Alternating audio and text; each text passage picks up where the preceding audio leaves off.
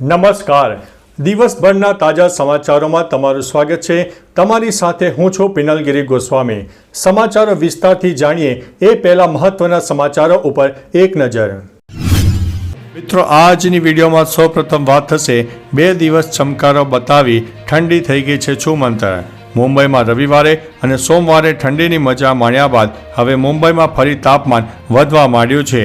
આવનારા 4 થી 5 દિવસમાં 2 થી 3 ડિગ્રીનો હજુ વધારો થાય તેવી શક્યતા હવામાન વિભાગે વ્યક્ત કરી છે. મિનિમમ તાપમાનમાં પણ વધારો થશે અને મેક્સિમમ તાપમાનમાં પણ વધારો થવાની શક્યતા છે. ઉપરાંત સાન્તાક્રુઝમાં મિનિમમ ટેમ્પરેચર 18 ડિગ્રીની આસપાસ નોંધાયું હતું. મિત્રો, અન્ય મહત્વના સમાચારની વાત કરીએ તો સાઉદી કરશે 2034 ફીફા ફૂટબોલ વર્લ્ડ કપની યજમાની.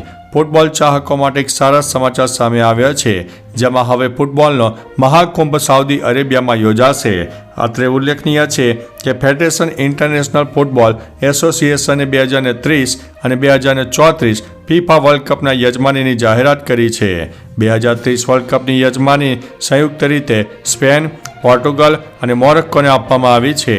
ફીફા પ્રમુખ જિયાની ઇન્ટરફેશને આની જાહેરાત કરી છે. મિત્રો, અન્ય મહત્વના સમાચારની વાત કરીએ તો રેલવેમાં મુસાફરી કરતા લોકોની સુવિધામાં વધારો. રેલવેમાં મુસાફરી કરતા લોકોની સુવિધામાં વધારો કરવામાં આવ્યો છે. સામે આવેલી માહિતી અનુસાર વર્ષ 2024-25માં 1900થી વધારે નોન એસી કોચ રાખવામાં આવ્યા છે. આવા સમયમાં આમ થવાથી લગભગ 72 લાખ યાત્રી લાભ થશે. ઉલ્લેખનીય છે કે ભારત પ્રત્યેક દિવસે પોતાની લગભગ 2% વસ્તીની સુરક્ષિત રીતે રેલવે મારફતે અવરજવર કરાવે છે. રેલવેની સુરક્ષામાં નોંધપાત્ર સુધારો થઈ શકે છે.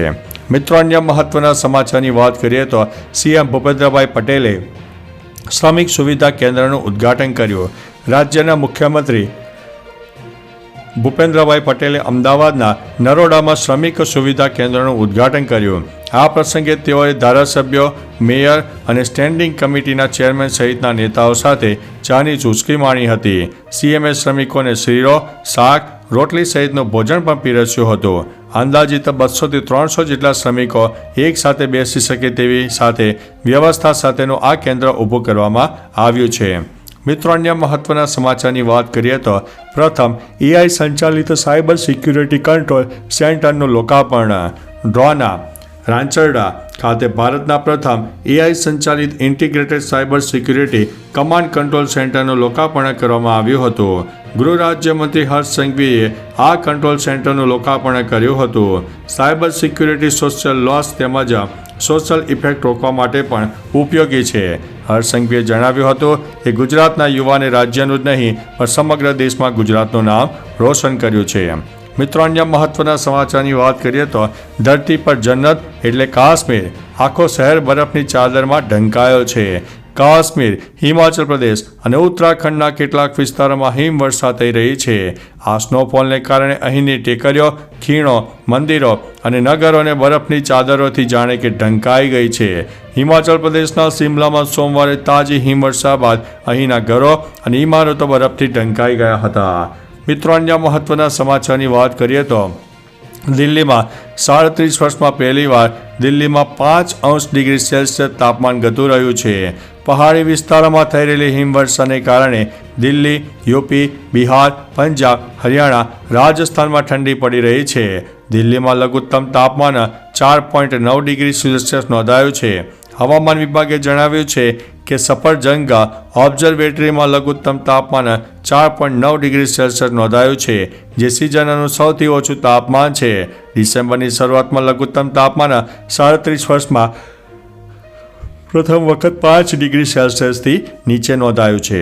મિત્રો, અન્ય મહત્વના સમાચારની વાત કરીએ તો અંબાલાલ પટેલની મોટી આગાહી. ઉત્તરાયણમાં છત્રી સાથે પતંગ ચગાવવું પડશે.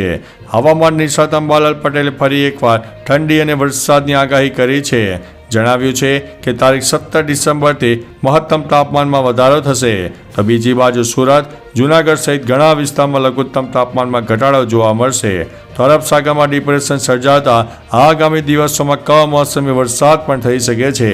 અમદાવાદ સહિત ઘણા જિલ્લામાં ઠંડીનું જોર વધતા લોકો ઠૂંઠવાઈ રહ્યા છે.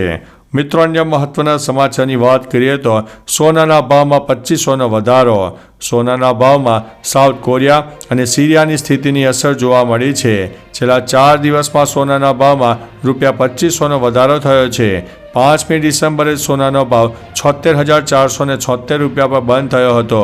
ટ્રેડિંગ સેશન દરમિયાન સોનાનો ભાવ ₹78,804 સુધી પહોંચી ગયો હતો. ખાસ વાત એ છે કે આ કિંમત સોનાની ઓલ ટાઈમ હાઈ કરતાં માત્ર ₹1,300 ઓછી છે. મિત્રો, અન્ય મહત્વના સમાચારની વાત કરીએ તો ભાજપે વોર્ડ પ્રમુખોની વયમર્યાદા નક્કી કરી છે. ગુજરાત ભાજપે વોર્ડ પ્રમુખોની વયમર્યાદા નક્કી કરી છે. આ નિર્ણયથી ભાજપના કાર્યકર્તાઓમાં નારાજગી પણ જોવા મળી છે. ભાજપે વોર્ડ પ્રમુખની વયમર્યાદા 45 નક્કી કરવામાં આવી છે. 30 વોર્ડ ધરાવતા સુરતમાં ભાજપના 240થી વધુ કાર્યકરોએ પ્રદેશ નિરીક્ષકોને સમક્ષ આ પદ માટે પોતાનો દાવો કરતી અરજી પણ કરી છે. 20 ડિસેમ્બર પહેલાં વોર્ડ પ્રમુખોના નામ જાહેર કરવામાં આવે તેવી શક્યતા સૂત્રોએ વ્યક્ત કરી છે. તો ચાલો મિત્રો, ફરીથી દેશ અને દુનિયાના સુપરફાસ્ટ સમાચાર લઈને મળતા રહીશો. ત્યાં સુધી અમને રજા આપશો. નમસ્તે.